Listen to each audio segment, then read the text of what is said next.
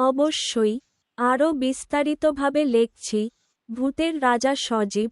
বটগাছের ভূত গ্রামের সীমানায় দাঁড়িয়ে থাকা পুরনো বটগাছটি যেন এক রহস্যে ঘেরা। গ্রামবাসীরা বিশ্বাস করত, রাতের আঁধারে সেই গাছের নিচে অদৃশ্য শক্তির উপস্থিতি থাকে। কেউ সাহস করে ওই গাছের কাছেও যেত না।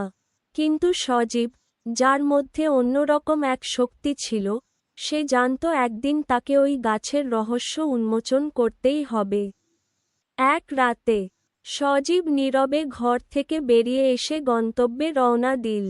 গ্রামের সবার বিশ্বাস ছিল, ওই গাছের কাছে গেলে মৃত্যু অনিবার্য। কিন্তু সজীবের কাছে সে ভয় কোন বিষয়েই নয়। তার মনটাকে তিনি শক্তিশালী করেছেন, এবং তার ভিতরে এমন এক শক্তি ছিল, যা তাকে ভয়কে পরাস্ত করতে সাহায্য করেছিল। গাছের কাছে পৌঁছানোর পর সজীব দাঁড়িয়ে রইল। চারপাশে এক অদ্ভুত নিস্তব্ধতা, যেন পৃথিবীও শ্বাস নিতে ভুলে গেছে।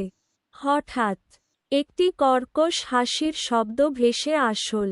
সজীব নড়েচড়ে দাঁড়িয়ে থাকল, এবং কিছুক্ষণ পরই গাছের ডালপালা যেন এক ভয়ঙ্কর, অদৃশ্য শক্তিতে কাঁপতে শুরু করল। কিছু বুঝে ওঠার আগেই গাছের ভেতর থেকে ভূতের কণ্ঠের শোনা গেল, তুমি কি জানো এখানে আসার মানে কি? ভূতের কণ্ঠে ছিল এক শীতল ভয়। এখানে যারা আসে তারা আর ফিরে যায় না। সজীব এক সেকেন্ডের জন্যও ভয় পেল না। তার চোখে সেই ভয়ঙ্কর হাসির পরিবর্তে দৃঢ়তা ছিল। সে এক পা এগিয়ে এসে বলল, আমি জানি তুমি এখানে কি করতে চাও, তবে এবার তোমার রেইন শেষ হবে। যতটুকু সময় নিল ভূতটি তার উপস্থিতি জানান দিতে, সজীব ততটুকু সময় নিল নিজের শক্তি বাড়ানোর জন্য। সে চুপচাপ দাঁড়িয়ে গভীরভাবে শ্বাস নিয়েছিল এবং তার ভিতরের শক্তি, যা সে সাধু বাবার কাছে শিখেছিল, প্রয়োগ করতে শুরু করল। সজীব জানত, তার মন এখনই তৈরি করতে হবে, কারণ ভূতের বিরুদ্ধে এই যুদ্ধ ছিল মন ও জিনের যুদ্ধ। ভূতটি গাছের ডাল থেকে ভেসে বের হয়ে সজীবের দিকে এগিয়ে আসতে লাগল। তার শরীর ছিল অন্ধকার, এবং চারপাশে মন্দ্রীয় আওয়াজ ঘুরছিল। তুমি কি মনে করো তুমি আমাকে আটকাতে পারবে? ভূতটি সজীবের দিকে শত্রুতামূলক দৃষ্টি ছুড়ল, কিন্তু সজীবের মধ্যে এক গভীর শান্তি ছিল, যা তাকে এই ভয়ঙ্কর পরিস্থিতিতে স্থির থাকতে সাহায্য করেছিল। সে তার চোখ বন্ধ করে এক গভীর মনোসংযোগে ডুবে গেল। যে শক্তি দিয়ে আমি মনকে নিয়ন্ত্রণ করতে পারি, সে শক্তি দিয়েই আমি তোমাকে পরাস্ত করব। ভূতটি তখন আরও শক্তিশালী হয়ে ওঠে। সেই গাছের নিচ থেকে বিশাল এক কালো মেঘের আকারে বেরিয়ে আসল, আর সজীবের দিকে ধেয়ে গেল। সে বুঝতে পারছিল, এই মুহূর্তেই তাকে তার সবচেয়ে শক্তিশালী অবস্থানে পৌঁছাতে হবে।